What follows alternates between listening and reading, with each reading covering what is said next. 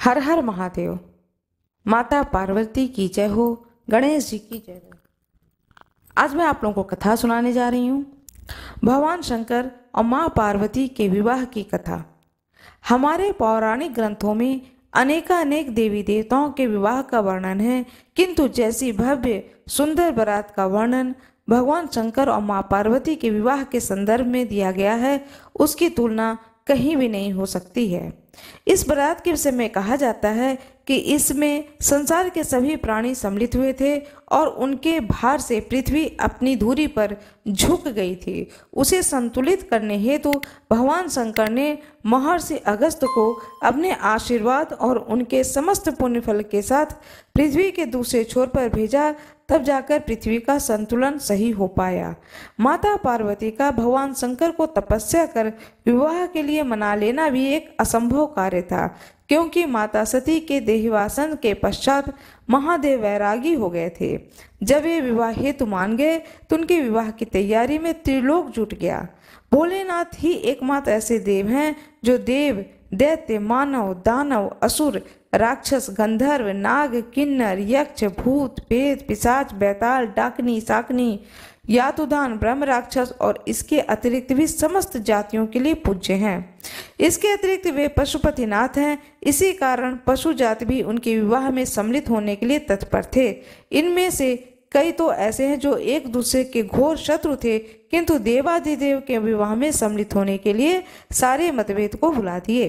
उधर माता पार्वती भी परमपिता ब्रह्मा के पुत्र पर्वतराज हिमालय की पुत्री थीं। वे एक प्रकार से शाही विवाह था। इसी कारण सभी प्रकार की व्यवस्था का ध्यान रखा गया था। उधर सभी लोग सबसे पहले अपने पूरे ठाट बाट के साथ कैलाश पर सारे देवता उपस्थित हुए। शिवगण तल्लीनता से महादेव का श्रृंगार करने में व्यस्त थे।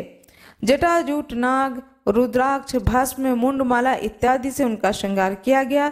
समस्त अप्सराएं कैलाश पर नृत्य कर रही थीं और महादेव का अद्भुत रूप देखकर कह रही थीं कि उनके योग्य कन्या तो त्रिलोक में नहीं मिलेंगी। बारात और मित्र वर से परिहास ना करें, ऐसा भला हो सकता है? भगवान विष्णु भी महादेव का यह रूप देखकर हंसते हुए बोले, ऐसे अद्वितीय वर के लिए तो यह बारात योग्य नहीं है। अवश्य ही कन्या के घर में हमें लज्जित होना पड़ेगा। श्री हरि की ऐसी हंसी ठिठोली सुनकर महादेव ने प्रसन्न होते हुए नंदी से सभी को एकत्रित करने को कहा। तब सब लोगों ने एक साथ ऐसा कोलाहल किया जिसकी तुलना नहीं हो सकती है। इस तरह से भगवान शंकर की बारात निकली। तुलसीदास जी लिखते हैं रामचरितमानस में कि बहुत ही सुंदर वर्णन किया है। कोई मुखहीन विपुल मुख काहूं, बिनु पद कर कोई बहु पद बाहूं, विपुल नयन कोई नयन विहीना, रिष्ट पुष्ट कोई अति तन कीना। इस बारात में कोई बिना मुख का था, किसी के बहुत मुख थे। कोई बिना हाथ पैर का था तो किसी के बहुत सारे हाथ पैर थे। किसी की बहुत सी आंखें थीं तो किसी की आंख नहीं थी। कोई बहुत ही मोटा ताजा था तो कोई बहुत ही दुबला पतला था। सभी देवी देवता अपने अपने वाहनों के साथ में बारात के साथ निकले। अपने गणों भृंगी, वीरभद्र, भैरव, क्षेत्रपाल, गणेश्वर, शंखकर्ण, कंकराक्ष, विकृत, विशाख, विकृतानन, ये सब अत्यंत शोभादायी दिखाई दे रहे थे। स्वयं चंडी देवी महादेव की बहन बनकर आई थीं। उनका रूप भी अद्भुत था। उन्होंने सर्पों का आभूषण धारण किए था, प्रेत पर सवार थीं एवं सर पर स्वर्ण कलश उठाया हुआ था। बारात के मध्य में भगवान विष्णु एवं भगवान ब्रह्मा क्रमशः गरुड़ एवं हंस पर सारी व्यवस्था का निरीक्षण करते हुए चल रहे थे। माता गायत्री, सावित्री, सरस्वती, लक्ष्मी और अन्य पवित्र माताएं उस बारात की शोभा बढ़ा रही थीं।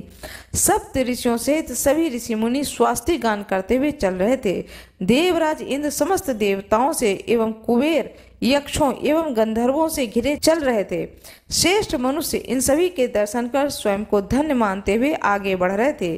भगवान शिव को तनिक पीछे छोड़कर भगवान विष्णु और परमपिता ब्रह्मा शेष देवताओं, यक्ष, गंधर्वों आदि को लेकर आगे बढ़े। हिमालय के द्वार पर अनेकानेक सुंदर स्त्रियों के बीच माता पार्वती की माता मैनावती ने सबका स्वागत किया।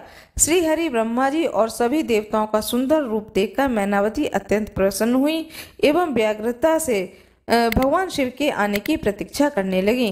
शिव गणों भूत प्रेतों से घिरे अद्भुत वेशधारी महादेव जब वहां पहुंचे तो उनका भयानक रूप देखकर नगरवासी डरकर पीछे हटने लगे। मैनावती तो मारे भय के अचेत हो गईं। वहां उपस्थित श्रेष्ठजन एवं स्वयं हिमालय राज भी महादेव की लीला न समझकर उनका वह रूप देखकर दुखित हो गए। हिमालय राज ने दुखी मन से उन अद्भुत वेशधारी शिव को द्वार के अंदर आमंत्रित किया। तभी मैनावती की तंद्रा टूटी और उन्होंने उस विवाह से मना कर दिया। अपनी पुत्री पार्वती को अपने अंक में भरकर रोते हुए बोली, हे पुत्री, क्या इस भयानक वेशधारी वर हेतु ही तुमने इतनी भीषण तपस्या की थी?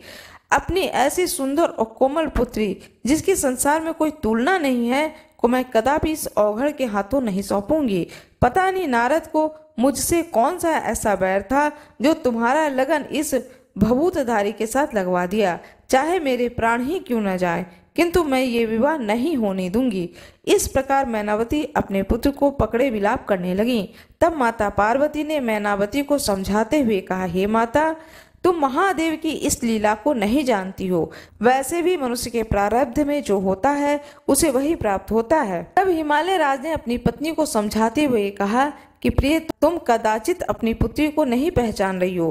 पूर्व काल में श्री राम की पत्नी सीता का रूप धरने के कारण जिस जगत जननी सती को महादेव ने त्याग दिया था, वही इसी जन्म में तुम्हारी पुत्री के रूप में जन्मी है। इसका संबंध तो महादेव से पहले से ही जुड़ चुका है। आज तो बस विवाह की औपचारिकता भर है। अपनी पुत्री और पति के ऐसे वचन को सुनकर मैनावती ने अंततः वर का स्वागत किया। तब अपनी सास को दुखी देखकर महादेव ने कोमल स्वर में उनकी इच्छा पूछी। तब मैनावती ने उनसे उस औघड़ के वेश को छोड़कर राजकुमारों वाला वेश धरने की इच्छा की। उनकी प्रार्थना को स्वीकार कर भगवान शिव ने नारायण से स्वयं का श्रृंगार करने को कहा। तब भगवान विष्णु और देवताओं ने महादेव को जनवासे में ले जाकर उनका श्रृंगार किया और जब वह वेदी पर आए तो उनका रूप करोड़ों कामदेवों को भी लज्जित कर रहा था। उस समय तक जो कोई देवी पार्वती को अद्भुत रूप देखकर आश्चर्य करते, वे महादेव के इस अति सुंदर रूप को देखकर मंत्रमुग्ध हो गए।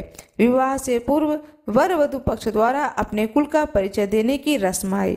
तब पर्वतराज हिमालय ने गर्वपूर्वक अपने कुल का परिचय देते हुए कहा, यह समस्त जगत जिस महाब्रह्मा से उत्पन्न हुआ है, मैं उनका पुत्र हूँ। सप्त ऋषियों सहित सभी मानस पुत्र, प्रजा का पालन करने वाले महाराज मनु, देवर्षि नारद इत्यादि मेरे भ्राता हैं।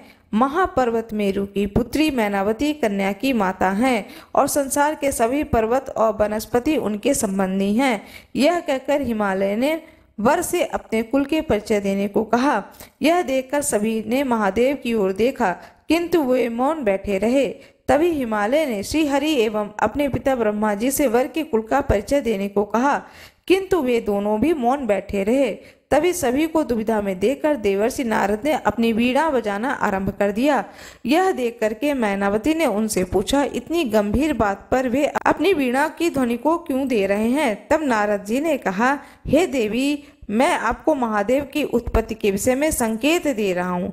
ये स्वयं शंभु हैं, इसलिए न तो इनका कोई पिता है, न माता है, न कोई कुल है अथवा गोत्र है। जब संसार अस्तित्व में आया तो जो सबसे पहली चीज उत्पन्न हुई थी वह ध्वनि, जो आदिनाद भी इन्हीं निर्विकार महारुद्र द्वारा ही आस्तिक में आया है। इसी कारण से मैं अपनी वीणा को तान दे रहा हूँ।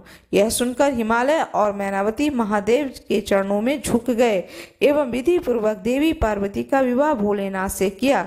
स्वयं ब्रह्मा जी ने विवाह संपन्न करवाया। तत्पश्चात मैनावती ने माता पार्वती को श्रेष्ठ सती के कर्तव्यों का उपदेश दिया और फिर अनेकानेक उपहार देकर पर्वतराज ने अपनी पुत्री को विदा किया।